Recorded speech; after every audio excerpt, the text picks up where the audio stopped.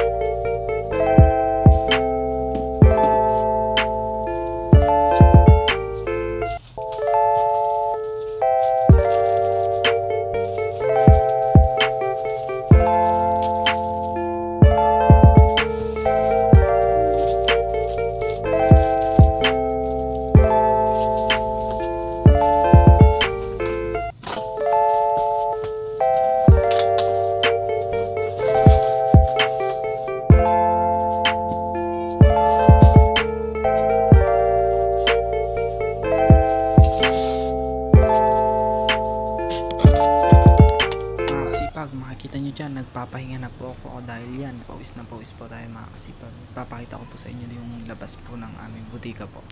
Ayan po, tabi niyan po ay center mga kasipag. Yan mga kanilip, nakikita nyo mga kasipag ko. Yan. So ayun, kita-kita lang tayo sa next video ko mga kasipag. Yung butika naman po ang ating ipapakita, yung baba po natin. Thank you.